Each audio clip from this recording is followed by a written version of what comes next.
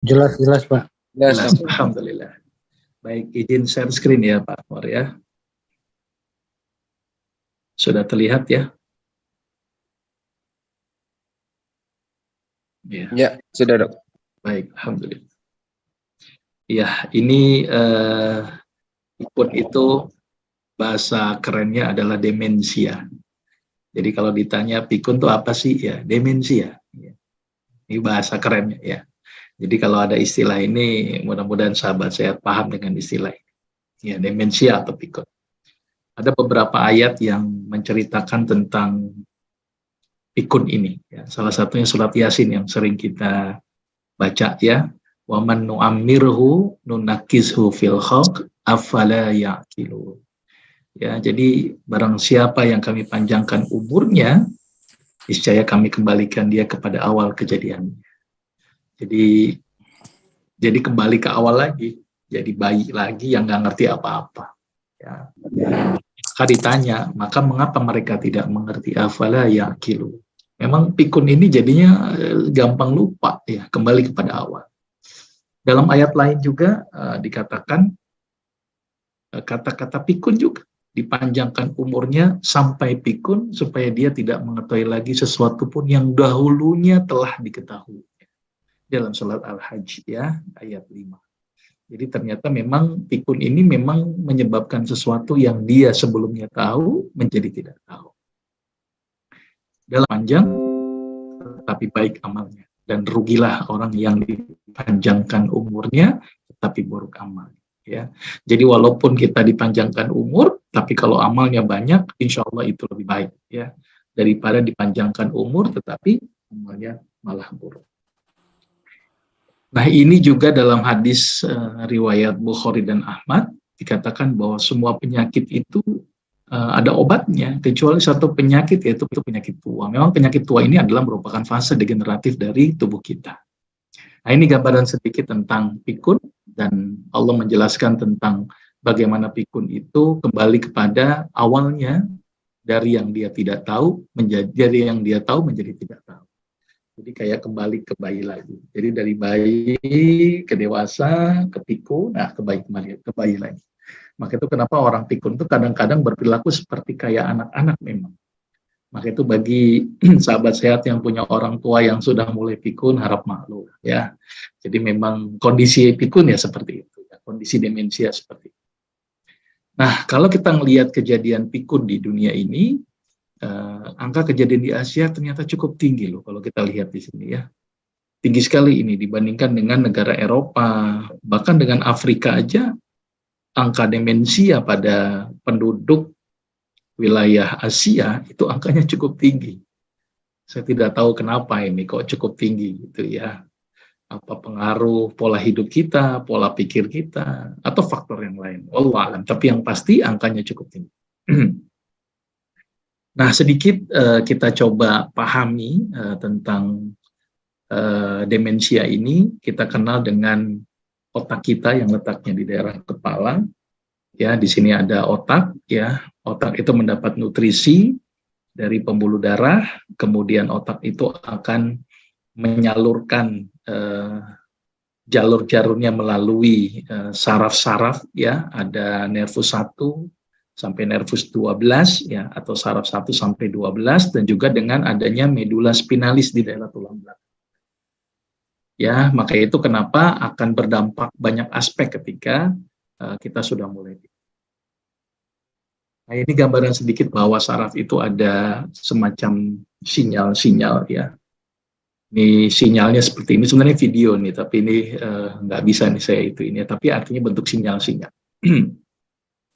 Nah, ini gambaran saja antara orang yang tidak demensia sama yang demensia. Jadi ibarat pohon udah mulai gersang nih kalau demensia. Ya, jadi udah mulai sedikit daun-daunnya ya sudah mulai rontok. Nah, itulah gambaran orang yang demensia ya. Jadi sudah mulai terjadi pengurangan dari massa otot. Bahkan ada sebagian yang sudah mengalami atrofi. Nah, ini contoh gambaran otak antara orang yang demensia, ini sudah berat ya, sudah Alzheimer ya. Demensia yang makin berat menyebabkan timbulnya Alzheimer. Ini yang di sebelah kanan, jadi sudah ngecil itu otaknya, yang sebelah kiri masih besar. Jadi bisa mengalami atrofi. Karena semakin usia tua, memang resiko otak mengalami atrofi cukup banyak. Nah, ini tanda-tanda orang yang demensia ya. Yang paling sering adalah yang pertama, barusan naruh kunci, tadi di mana, udah lupa lagi ya.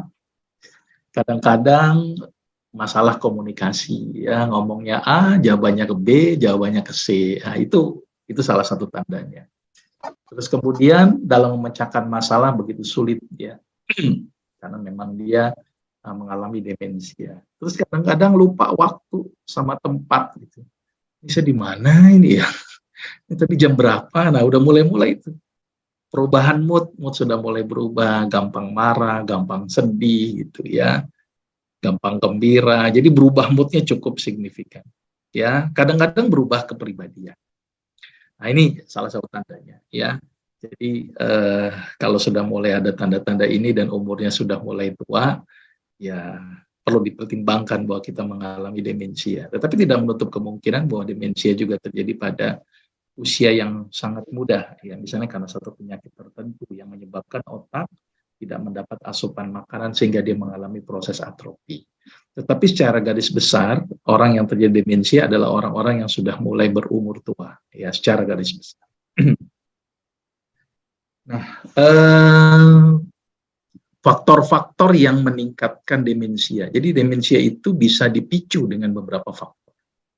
Yang pertama, demensia bisa dipicu dengan tekanan darah. Tekanan darah yang terlalu tinggi, gula yang terlalu tinggi, itu bisa mempercepat terjadi demensia. Atau kondisi-kondisi yang menyebabkan gangguan di daerah otak. Ya, gangguan sirkulasi ke otak, atau gangguan di daerah-daerah otak yang menyebabkan terjadinya inflamasi, itu juga menyebabkan timbulnya demensia.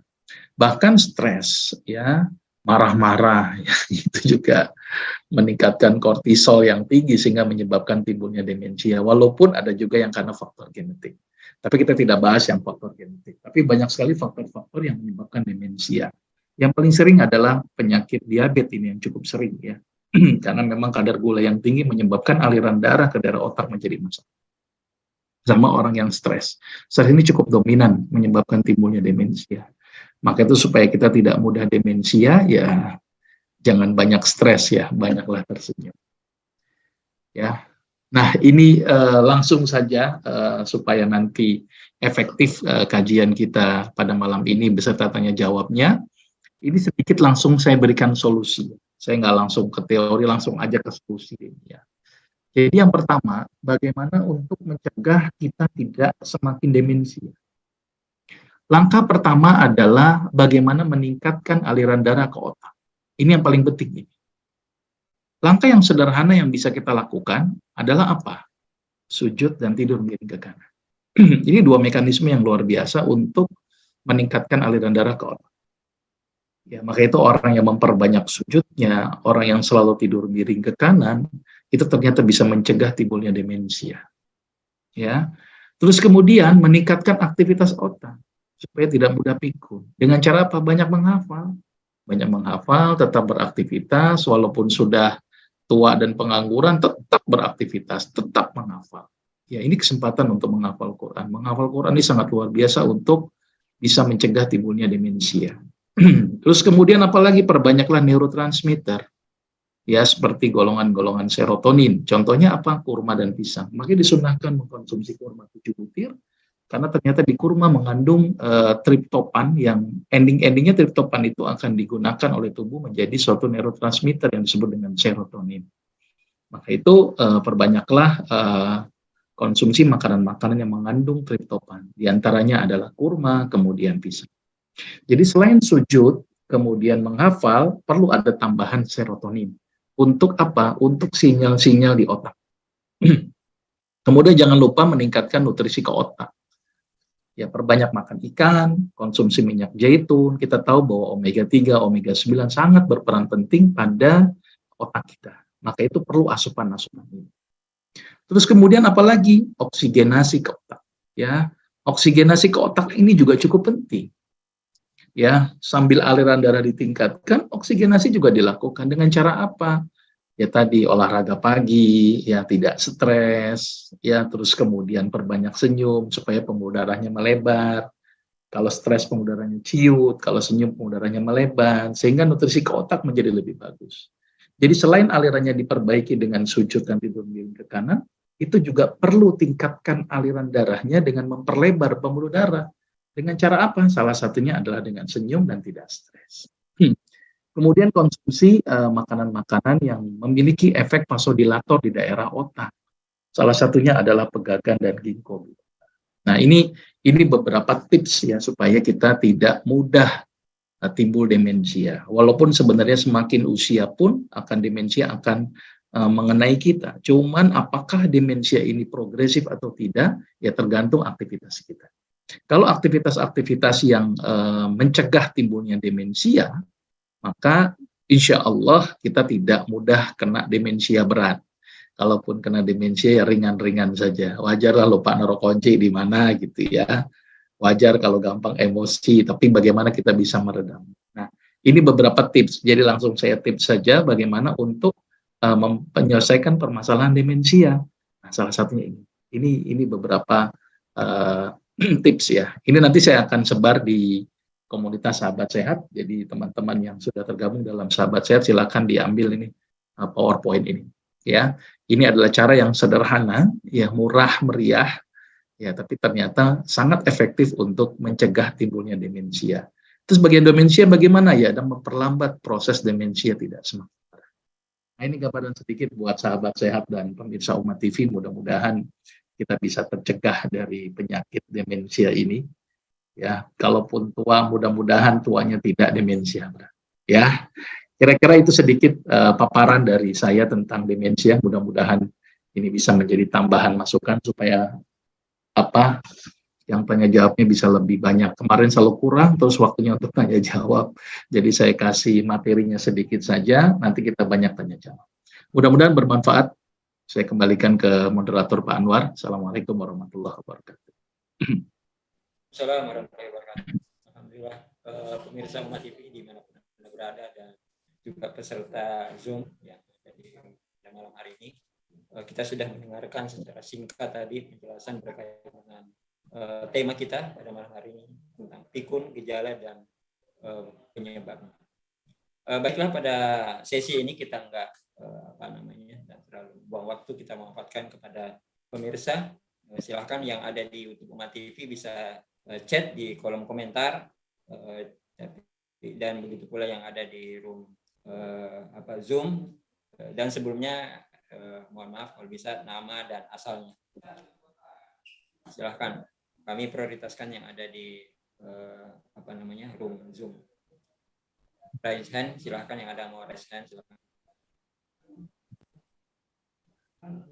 Oke.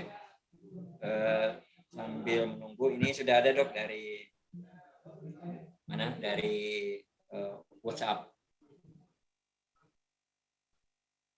Dari ya, dari Dewi di Bogor.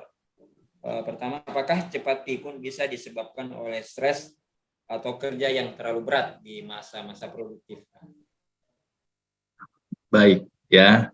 Tadi yang sudah saya sampaikan, stres itu menjadi salah satu faktor pemicu atau kausatif dari demensia. Kalau banyak berpikir tapi bikin bahagia, tidak stres, insya Allah tidak demensia. Tapi banyak mikirnya bikin dia stres, kortisol meningkat, tensi naik, timbul penyakit. Nah, ini yang menyebabkan timbulnya demensia. Maka itu kenapa Islam mengajarkan jangan mudah stres ya. Tenangkan diri kita. Dan bagaimana cara menenangkan diri kita? Ya tidak lain ya harus dekat dengan Allah. Ala bidzikrillahi tatma'innul qulub.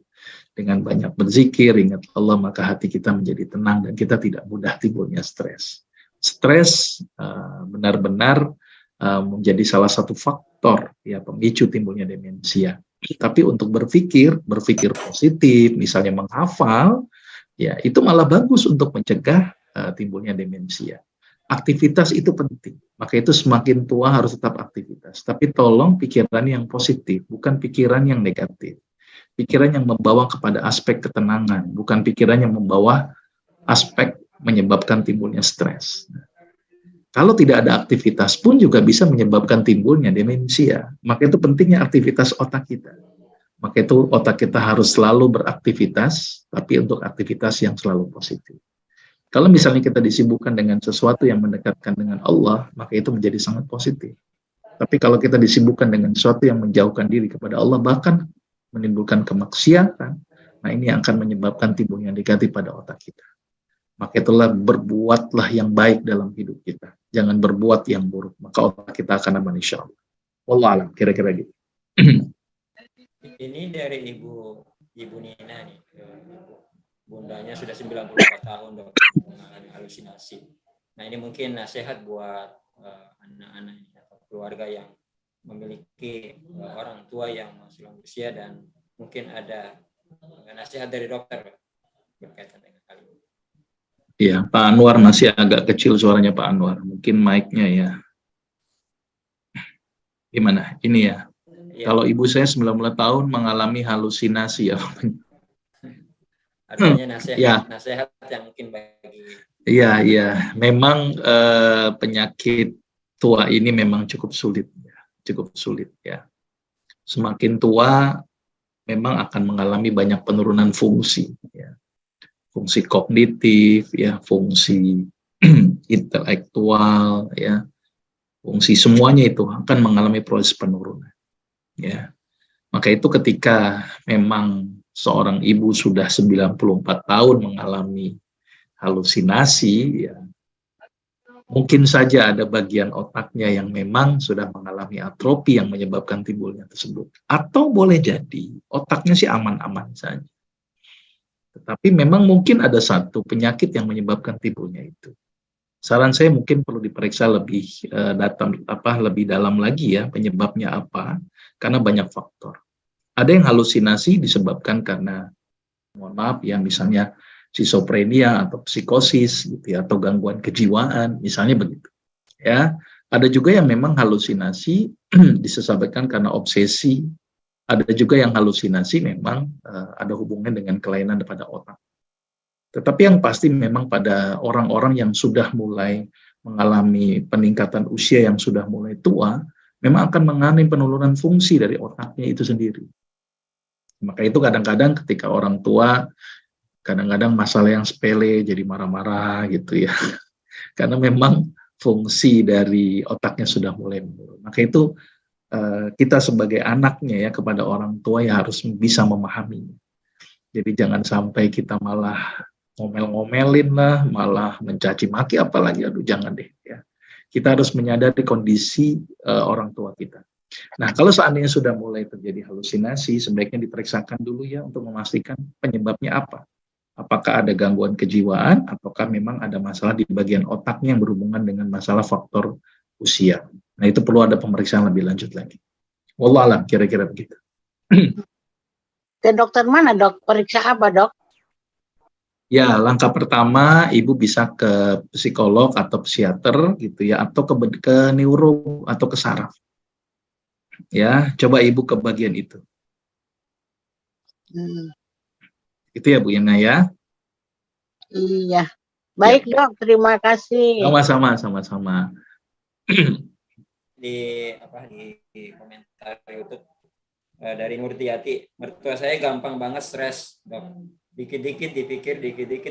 Hal yang tidak perlu, mikirnya yang negatif. Akhirnya bikin stres dan menimbulkan penyakit. Akhirnya nggak bisa tidur. Ini mungkin tidak jauh beda ya dengan pertanyaan yang dari Bu Nina.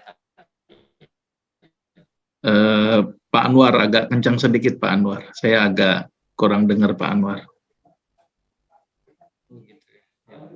Ya, dok. Saya coba ulang dari Nurti. Mertua saya gampang banget stres, dok. Dikit-dikit dipikir. Hal yang tidak perlu, mikirnya yang negatif, akhirnya bikin stres dan menimbulkan penyakit. Akhirnya nggak bisa tidur. Ya, ini mungkin sama yang dialami oleh Ibu Nina yang ditanyakan tadi, orang tua yang sering marah-marah, dok. Ada mungkin nasihat dokter berkaitan dengan pertanyaan Ibu Nurti.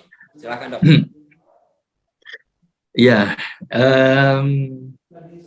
itulah orang tua ya. Mungkin kita belum ngalamin orang tua, tapi saya sudah mulai sedikit ngalamin orang tua ini ya. Memang kadang-kadang kita ingin segala sesuatunya ideal menurut persepsi kita.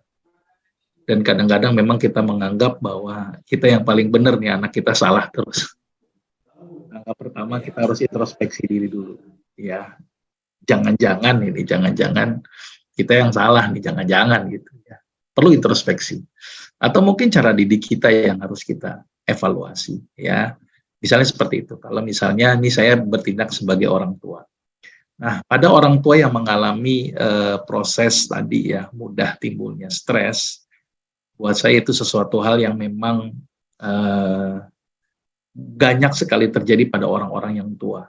Saya sendiri pun ngalamin ibu saya ya, masalah sepele jadi emosi gitu ya. Tapi buat saya itulah tantangan kita sebagai seorang anak ya. Bagaimana kita harus sabar menghadapi orang tua ya, dan terus mendoakannya. Dan terus kalau dia orang tua salah ya mungkin diperbaiki dengan cara-cara yang baik ya. Kalaupun dinasihati dengan cara-cara yang baik. Dan kita harap maklumlah dengan kondisi itu. Nah, bagaimana solusinya? Ya, ketika sudah orang tua apa-apa dipikirin, ya udah kita berusaha jangan sampai dia mikirin apapun. Misalnya dia pikirin, wah anaknya pulang malam, ya kita jangan pulang malam. Ya, wah anaknya ini selalu sibuk, ya udah di depan orang tua usahakan tidak sibuk, misalnya begitu. Atau wah ini gara-gara ini kurang perhatian, nah coba kita berikan perhatian. Mungkin itu solusinya ya.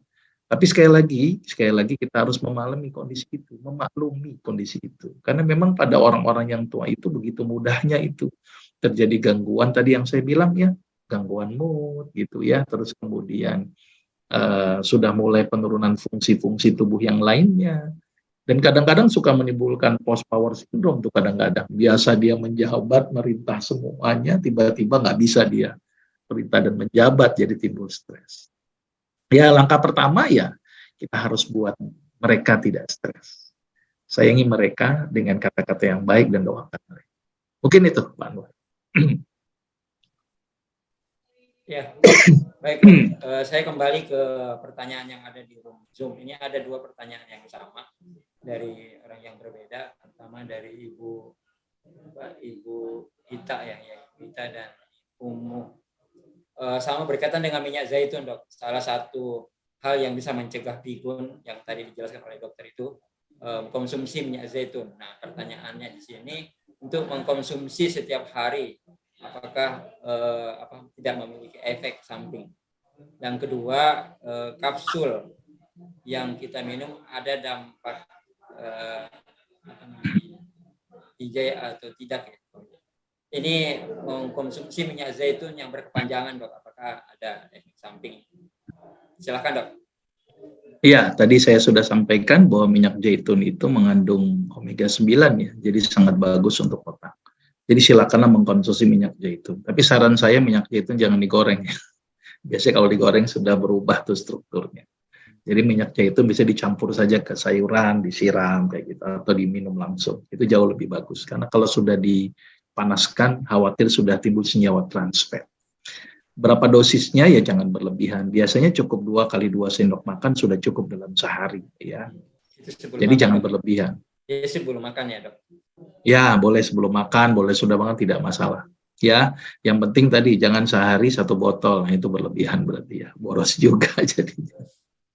Jadi itu ya, jadi bagus rutinkan saja konsumsi minyak zaitun. Tapi sekali lagi jangan dipanaskan ya. Jadi dicampur saja dengan buah atau dicampur dengan salad gitu ya. Jadi sebagai kayak dressing gitu. Itu jauh lebih bagus. Begitu Maaf, Pak. Dokter. Kalau misalnya bentuknya tablet, Dok? Atau saya harus tahu dulu Bu, 1 tablet ukurannya berapa mili. Oh, Ikuti ya. saja petunjuknya saja Bu. Kalau memang di situ dosis pemeliharaannya suruh 1 kapsul, ya teruskan 1 kapsul. Tapi biasanya minyak zaitun bentuknya soft gel deh Bu, jarang tablet ya Bu. Iya, soft gel, Dokter. Ya, soft gel. Lihat aja Bu di kemasannya Bu. Biasanya ada keterangan di kemasannya, dosis pemeliharaannya berapa, silakan dirutinkan untuk dikonsumsi. Oh, jadi enggak apa-apa gitu, Dok, kalau misalnya agak lama gitu kita minum. Nggak apa-apa. Yang penting sesuai dengan dosis yang dianjurkan ya Bu ya. Oh, nggih. Terima kasih, Ya, Dokter. nggak apa-apa. Yuk. Ya, makasih Bu atas pertanyaannya. Lanjut ini dari Pak Sapril, mungkin mewakili dari komunitas sahabat sehat yang mungkin belum sempat hadir pada malam hari ini. Dok, ada yang menanyakan bagaimana menangani meningitis, apakah sama dengan demensia? Apa Pak Anwar? Berkaitan dengan penyakit meningitis, Dok. Oh, meningitis, ya. Ya, apakah sama dengan demensia gitu? Oh, beda-beda. Kalau meningitis itu infeksi di daerah mening, jadi pembungkus otaknya. Ya, kalau demensia itu karena tadi otaknya mengalami penciutan lah, gampangnya begitu ya, mengalami atrofi biasanya begitu. Nah, meningitis itu tidak hanya menyerang pada orang tua, orang-orang anak kecil pun bisa terkena meningitis. Meningitis itu disebabkan karena organisme ya. Tapi kalau demensia itu karena memang struktur dari si otaknya yang sudah mulai mengalami perubahan. Biasanya mengalami atrofi. Jadi begitu Pak. Ya.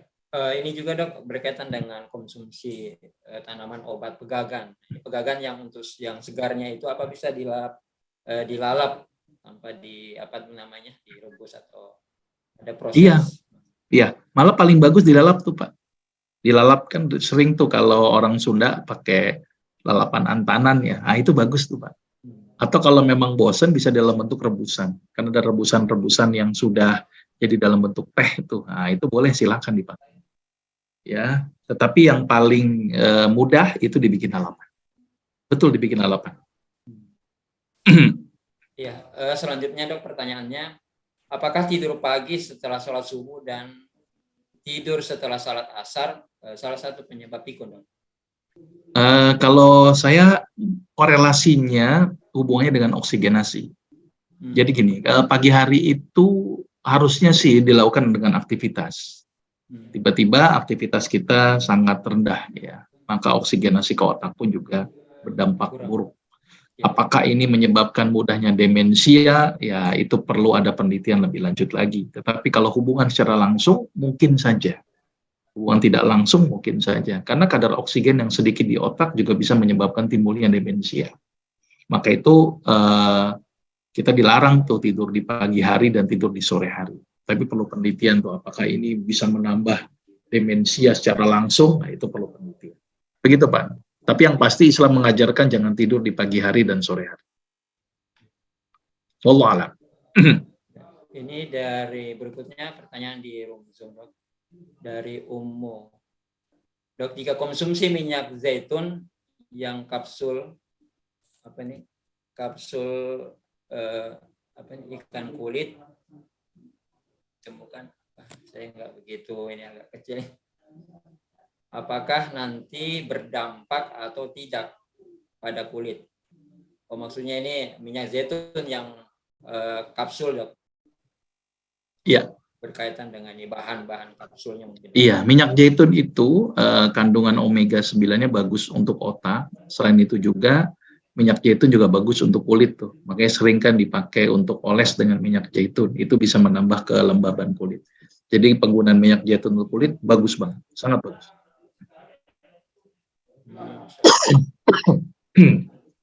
Ini ada pertanyaan ini, tapi berkaitan dengan minyak zaitun. Saya pikir tadi sudah dijawab sama Dr. Agus. Silakan nanti disimak rekamannya di YouTube Umat TV ya, supaya kita berikan kesempatan mereka yang memiliki pertanyaan yang berbeda dari sebelumnya. Ini dari berikutnya, Dok, kalau masih muda tapi sudah suka lupa, kenapa ya? Mungkin banyak mikir utang, ini gimana? Mudah-mudahan nggak pikun demensia ya. Ya, faktor lupa banyak faktor ya Pak ya. Karena saking sibuknya bisa menyebabkan lupa, bisa. Ya, banyak pikiran menyebabkan lupa, bisa. Ya, banyak utang bikin lupa juga bisa. Biasanya kalau anak muda lupa itu karena habit ya, kebiasaan. Ya, umumnya begitu. Tapi apakah bisa demensia? Bisa-bisa aja karena satu faktor penyakit, bisa aja demensia dipercepat. Tapi biasanya karena faktor habit atau kebiasaan. Ya, maka itu kebiasaan yang baik itu harus dibiasakan gitu ya, jangan kebiasaan yang buruk. Yang paling sering tuh lupa naruh kunci motor di mana, kunci mobil di mana, gitu ya. Karena sembarangan naruh gitu ya. Lupa handphone Coba di mana. habitsnya dibenerin. Nah, yang paling kentara itu biasanya tuh juga tuh lupa lupa bacaan sholat gitu ya, lupa rokaat sholatnya itu juga. Itu berhubungan dengan habit, kebiasaan atau konsentrasi kita. Ya, biasanya belum tentu karena faktor pikun. Tapi pikun juga bisa menjadikan kondisi seperti itu. Iya. Kira-kira begitu, Pak. Iya, Dok. Tadi berkaitan salah satu untuk mencegah daripada pikun itu menghafal, Dok ya. Jadi istilahnya Ya, betul. ketumaan terutama ya bagi mereka-mereka yang mungkin punya kesempatan untuk menghafal Quran, saya pikir ini sangat besar ya. Ini mungkin di sini khasiat daripada Allah menciptakan Quran juga bukan dengan kesehatan, Dok. Ya. Jadi menghafal itu penting ya, menghafal itu penting tujuannya untuk mengaktifasi sinap. Jadi kalau kita menghafal tuh ada loncatan listrik ceret ceret ceret. Nah, ibaratnya kalau kabel sering dipakai ya, jadi ya kabelnya nggak gampang rusak ya. Tapi kalau kebanyakan dipakai juga masalah tuh. Tapi artinya adalah menghafal salah satu cara untuk memperbaiki sinyal dalam persarafan di otak kita. Makanya perbanyak menghafal. Hebatnya Quran loh itu ya. Tapi sekali lagi yang paling penting adalah selain menghafal, tolong dipahami itu ayatnya, renungkan ayatnya, itu yang paling penting juga tuh. Kadang-kadang kita sibuk menghafal, tapi kadang-kadang kita tidak pernah memahami maknanya. Akibatnya kita tidak tahu itu, tidak menjadikan Quran sebagai petunjuk. Gimana mau jadi petunjuk orang kita tidak paham dengan apa yang kita baca. Maka saran saya selain menghafal, tolong benar-benar pahami itu maknanya. Setelah pahami, amalkan. Jadi itu benar-benar dijadikan sebagai panduan. Ya, jadi benar-benar menghayati. Jadi setiap langkah kita ingat Al-Qur'annya ada nggak? Setiap kita melakukan sesuatu di Al-Quran ada nggak, di hadis ada nggak. Jadi hidup kita itu seperti Al-Quran dan hadis yang berjalan ya, harusnya begitu. Jadi tidak hanya sekedar dihafalkan, tapi juga dipahami dan juga diamalkan. Kira-kira begitu, Pak. Ada dari nomor WhatsApp ini, Dok, berkaitan dengan usia normal lansia, itu mulai kapan mengalami pikun, Dok? Biasanya sih, biasanya itu mulai di atas, mulai 60 tahun ke atas tuh sudah mulai itu ya. Maka itu ada rahasia tuh kenapa Rasulullah meninggalkan umur 63 tahun ya, supaya tidak mudah pikun itu ya. Karena memang sudah mulai terjadi penurunan fungsi otak. Ya, tapi sekali lagi masing-masing individu berbeda-beda. Ada yang sudah mulai 70 baru pikun ya. Bahkan ada yang mungkin masih 55 aja sudah mulai pikun ada. Nah, masing-masing individu berbeda-beda tergantung dari kebiasaan, genetiknya, kemudian penyakit yang diderita. Misalnya contohnya pada orang anak muda punya penyakit diabetes yang tidak terkontrol, itu bisa terjadi kepikunan. Jadi tergantung tidak hanya ansih karena faktor umur, tapi juga karena faktor genetik atau juga karena faktor-faktor penyakit yang menyebabkan timbulnya demensia. Ya, tapi kalau secara normal di atas 60 tahun sudah mulai itu mungkin mengalami demensia walaupun grade-nya masih ringan. Nah, masing-masing individu juga berbeda-beda. Itu, Pak. Oh iya, ini dari salah satu penanya. Ya kembali lagi kepada beliau memiliki ibu yang sering yang saat ini dia rawat, tapi dia merasa bingung sendiri, Dok.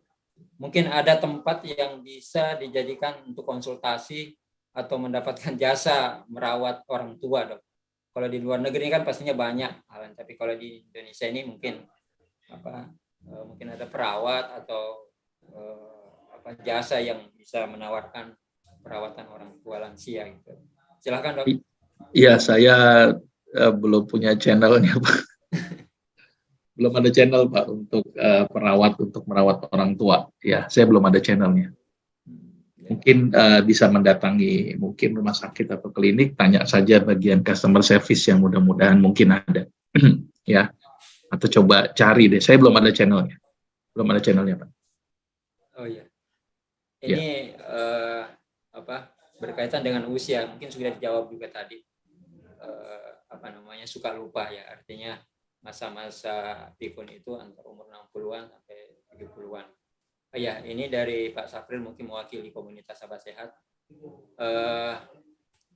Ibu Nirmana, untuk konsul dokter yang dokter harus melalui komunitas sahabat sehat bisa menghubungi. Oh ya, bagi pemirsa Umat TV maupun komunitas sahabat sehat atau peserta Zoom yang ada pada malam hari ini, silahkan dicatat nomor WA-nya di customer service di 0812 9694 144.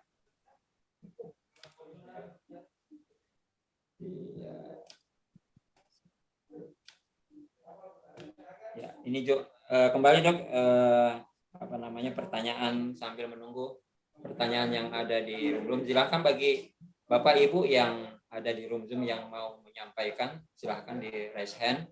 Nanti kita persilahkan.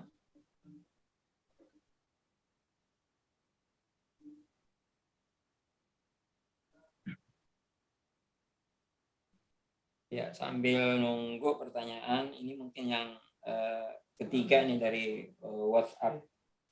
Apakah banyak konsumsi obat-obat medis bisa berefek pikun? Ya, mungkin selain ginjal ya. Baik. Memang ada beberapa obat-obatan yang bisa mempercepat terjadinya pikun. Nah, dalam beberapa penelitian, hati-hati penggunaan statin. Statin itu biasa dipakai untuk pengobatan untuk kolesterol ya. Jadi harus hati-hati dan waspada.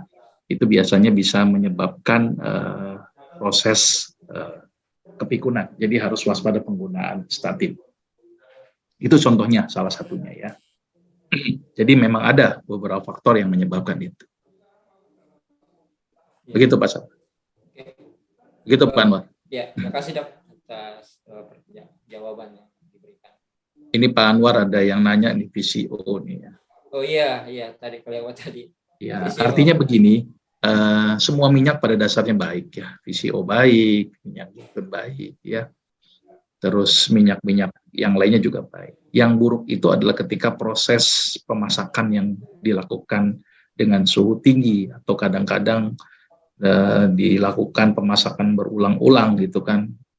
Sering kita lihat tuh gorengan gitu ya, goreng berkali-kali minyaknya itu sampai hitam-hitam. Nah itu yang jadi jelek sebenarnya. Kalau minyaknya dikonsumsi dalam kondisi mentah sih insya Allah sih baik ya. VCO baik, terus kemudian minyak zaitun juga baik. Yang tidak baik tidak konsumsi. Jadi boleh silakan dikonsumsi. VCO untuk ibu hamil boleh. VCO untuk orang sehat pun juga tidak ada masalah. Ya.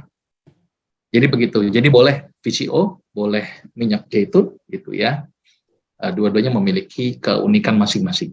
Ya, kalau VCO memang titik didihnya itu lebih tinggi ya, jadi kadang-kadang tidak menghasilkan trans fat. Biasanya begitu VCO salah satunya. Kalau minyak zaitun omega 9-nya yang berbeda. Jadi kita mensikapi makan itu masing-masing makanan itu punya kelebihan masing-masing ya. Kayak contohnya misalnya wortel itu tinggi vitamin A-nya, jeruk tinggi vitamin C-nya kayak gitu. Tapi semuanya bermanfaat. Semuanya bermanfaat karena Allah tidak mungkin menciptakan segala sesuatu ini sia-sia. Ya termasuk minyak pun juga bermanfaat. Kira-kira gitu Pak Anwar. Iya. Untuk ini dok tadi supaya di otak ini ada penyegaran udara ya. Jadi manfaat banyak sujud juga mungkin dok ya. Jadi salah satu mencegah dari pikun dok. Manfaat apa Pak Anwar? Banyak sujud dok. Artinya tadi dengan oksigen yang ada di otak. Mungkin bagian daripada manfaat daripada perbanyak sholat gitu. Iya, tadi sudah saya sampaikan di final untuk presentasi saya bahwa untuk meningkatkan aliran darah ke otak, salah satu dengan aktivitas sujud. Ya, sujud dan tidur miring ke kanan.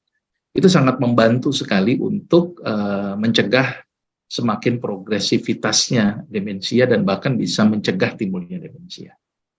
Jadi seperti itu. Jadi benar, ya banyakin sujud dan tidur miringkan ke kanan. Kira-kira begitu. Baiklah, alhamdulillah dok ini sudah pertanyaan baik dari WhatsApp, dari YouTube maupun dari chat yang ada di room Zoom ini mungkin 90% bisa kita berikan jawaban dan alhamdulillah mudah-mudahan Allah memberikan kemudahan dan bisa menjalankan apa yang telah dikemukakan oleh Dr. Agus. Baiklah, pemirsa Umat TV dan peserta Zoom dimanapun Anda berada, nantikan program Dr. Agus di Ahad Malam Umat TV di pekan kedua. Insya Allah nanti bagi pemirsa ataupun peserta yang belum masuk dalam komunitas sahabat sehat, silahkan mengunjungi di website komunitassahabatsehat.com. Di situ ada beberapa fasilitas, termasuk berkesempatan untuk konsultasi langsung dengan Dr. Agus. Baiklah Dok, untuk tidak memakan waktu, kita akhiri acara kita pada malam hari ini karena berhubung waktu kita memang sudah di jam 9 waktu Indonesia Barat. Mungkin dokter bisa memberikan closing statement berkaitan dengan tema kita pada malam hari ini, yaitu pikun, gejala dan penyebabnya, pencegahan. Iya. Baik, tidak usah khawatir dengan pikun, gitu ya. Tapi lakukan langkah-langkah untuk mencegah timbulnya pikun. Pikun adalah satu penyakit yang memang biasanya terjadi ya karena faktor usia ya.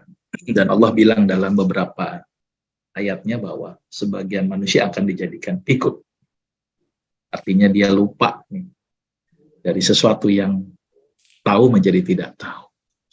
Beberapa aktivitas yang mencegah semakin progresivitas dari pikun ini, salah satunya adalah dengan memperbanyak sujud, tidur miring ke kanan, menghafal Quran, mengkonsumsi minyak zaitun, tetap melakukan aktivitas, olahraga di pagi hari, tidak stres, rutinkan konsumsi kurma, rutinkan konsumsi pegagan. Nah, itu salah satu makanan yang ternyata berperan penting untuk mencegah kepikun.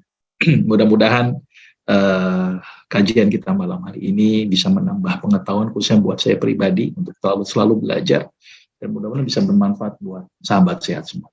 Kira-kira gitu Pak. Baiklah, alhamdulillah, makasih banyak Dok atas waktu dan ilmunya berkaitan dengan tema kita pada malam hari ini, itu pikun, gejala dan pencegahannya. Mudah-mudahan Allah memberikan kekuatan dan kesehatan kepada dokter dan keluarga, begitu pula kepada tim klinik sehat, agar terus tidak henti-hentinya memberikan edukasi berkaitan dengan menjadi dokter di rumah sendiri. Dan alhamdulillah terjawab sudah beberapa jawaban-jawaban atau pertanyaan yang diberikan oleh para penanya kita pada malam hari ini, dan mudah-mudahan Allah membalas apa yang telah dokter berikan.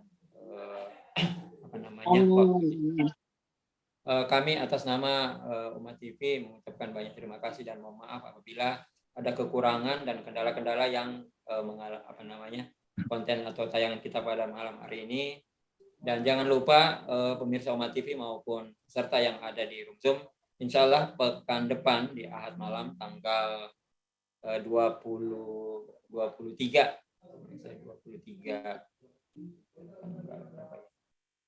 ya, pekan depan ini diisi oleh Dr. Hasanul Arifin. Beliau spesialis saraf, dan mudah-mudahan kita mencoba untuk pikun ini atau tema malam hari ini bisa nanti diangkat lewat sisi spesialis saraf. Dan alhamdulillah beliau juga bagian daripada tim medis klinik sehat. Mungkin kita akhiri dengan mengucapkan doa penutup majelis. Subhanakallahumma wa bihamdika asyhadu an la ilaha illa anta astaghfiruka wa atubu ilaik. Wassalamualaikum warahmatullahi wabarakatuh. Waalaikumsalam warahmatullahi wabarakatuh. Terima kasih Dok. Sama-sama. Izin live. Assalamualaikum. Komunitas Sahabat Sehat meluncurkan konsultasi online dengan Dr. Agus Rahmadi, MBiomed, MA, seorang dokter, pakar herbal, dan pengamat tibbun nabawi yang berpengalaman lebih dari 19 tahun di bidangnya. Dapatkan kemudahan konsultasi pribadi, solusi kesehatan Anda sesuai sunnah Nabi Muhammad SAW berdasarkan hadis dan medis, serta alternatif pengobatan herbal cukup dari rumah Anda. Segera gabung dengan komunitas Sahabat Sehat dan jadwalkan konsultasi online Anda dengan Dr. Agus Rahmadi. Kunjungi sekarang juga komunitassahabatsehat.com. Komunitassahabatsehat.com, portal resmi Dr. Agus Rahmadi. Persembahan Wihil dan Klinik Sehat untuk sehat Islami dan